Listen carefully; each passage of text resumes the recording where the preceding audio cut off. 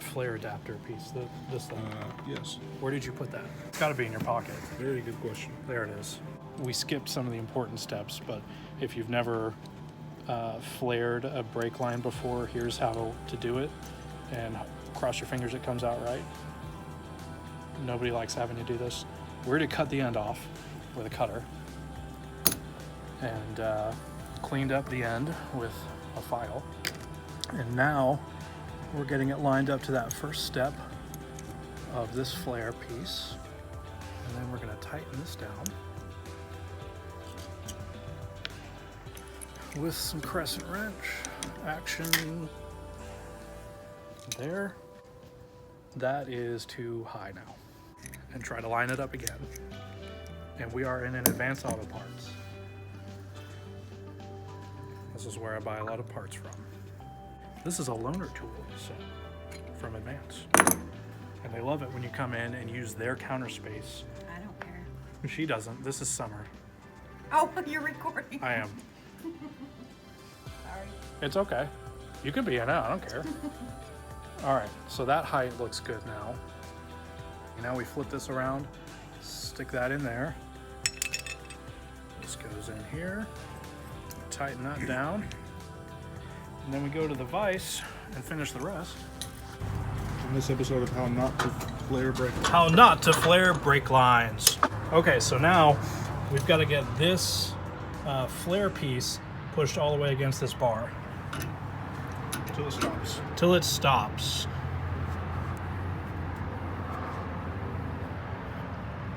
There it is. That's stopped. Back it off.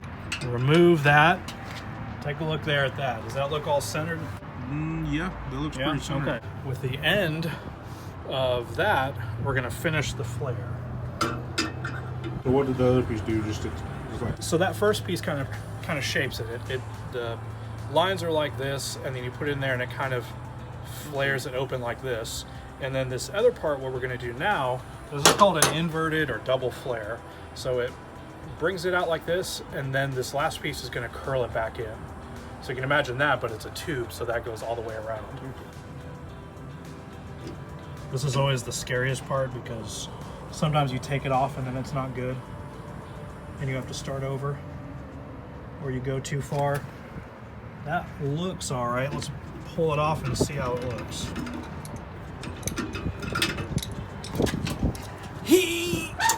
There we go. The most important thing is to always make sure that you already have your ends on. Otherwise you'll have to cut and redo your flare. Clean this up a little bit from where it was crimped. How does that look?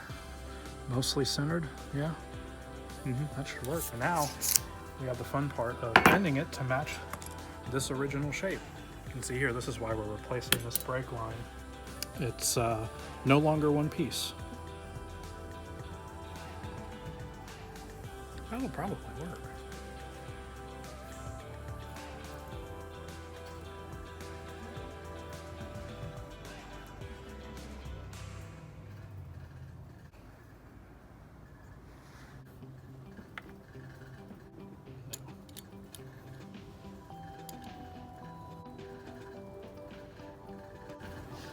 We'd be able to Beautiful. handle it out a little bit when we get there. I think so, yeah.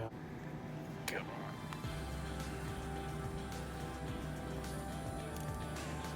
It'll have to be bent a little bit more as we get in there to put it back in, but It's pretty good.